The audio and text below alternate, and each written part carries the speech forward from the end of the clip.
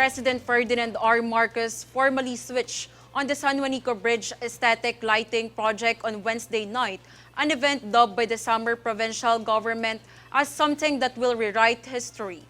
Marcos also expressed hope that the project encourages other local government units or LGUs to pursue programs that will translate to significant enhancements to infrastructures and pave way for long-lasting impacts in their lives of Filipinos.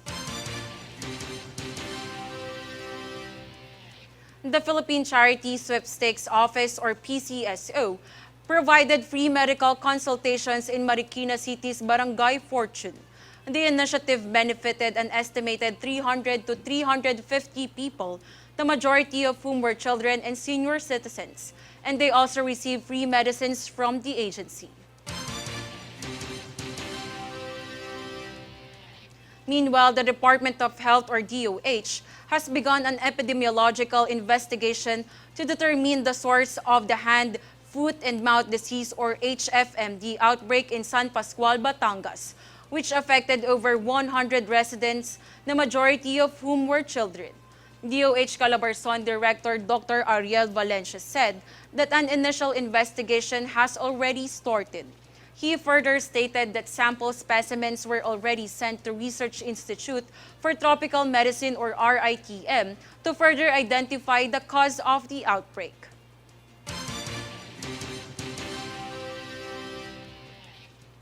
The Metropolitan Manila Development Authority or MMDA announced that the resolution on the creation of a motorcycle lane in Commonwealth Avenue, Quezon City has already been approved but with few revisions.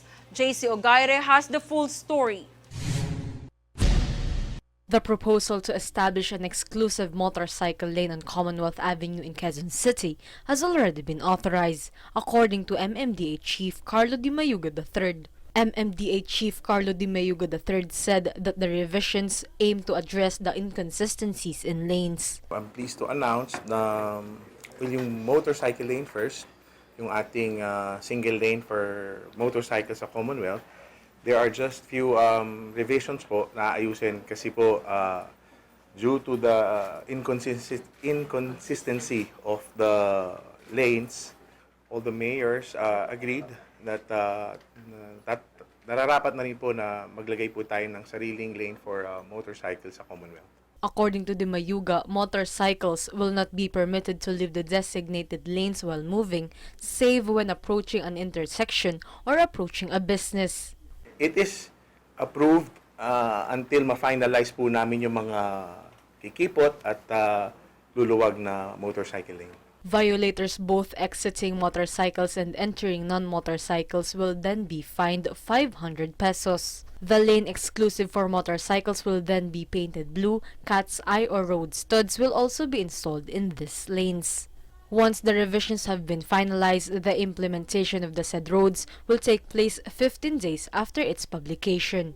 The EDSA and Ortigas avenues are the next highways being considered for the installation of exclusive motorcycle lanes, although Di Mayuga indicated that this is still being studied. As the Christmas rush is fast approaching, Di Mayuga said there will be a moratorium on constructions and mall sales are scheduled. Meron po tayong moratorium muna on mga construction ng ongoing, so papatigil po muna natin yan. And if there are mga projects na kailangan po, siguro we will just schedule it. Na yung mga priority projects na we have to schedule. Wala po munang mga ongoing constructions during the holidays. And if ever there are priority projects, we will just schedule it po. Make sure na they are distance from each other not to cause heavy traffic. November 14 po ang start to January. To January 2. Hindi na po tayo papayag. For Golden Nation Network, this is JC Ogaire.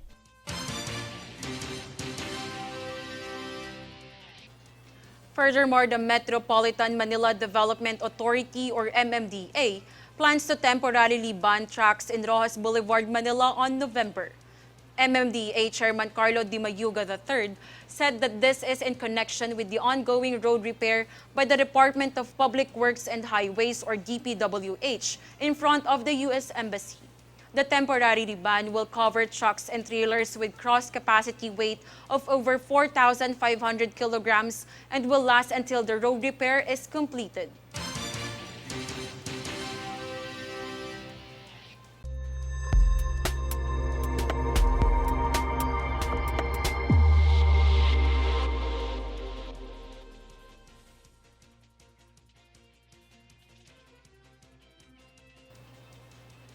The Senate Banking, Financial Institutions and Currency Committee questioned the Bangko Sentral ng Pilipinas or BSB plan to issue new polymer banknotes, which the agency claims is a sustainable move. Max Legaspi has the full story. During the hybrid hearing, committee chair Senator Mark Villar noted that while upgrading banknotes to combat new counterfeiting technology is essential, countries typically change banknotes every 10 years. Villar pointed out that the BSP only introduced the new generation series of banknotes in 2018. Then he questions whether this change is still necessary at this point.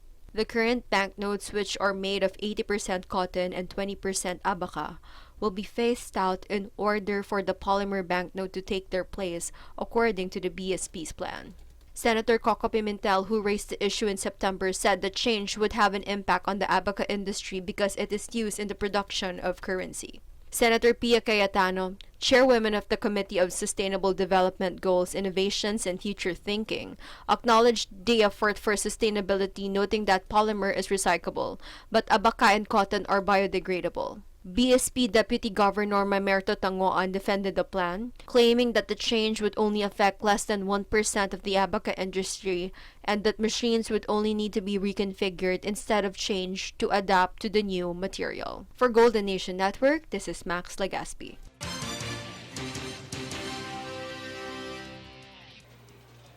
And here's a recap of today's headlines.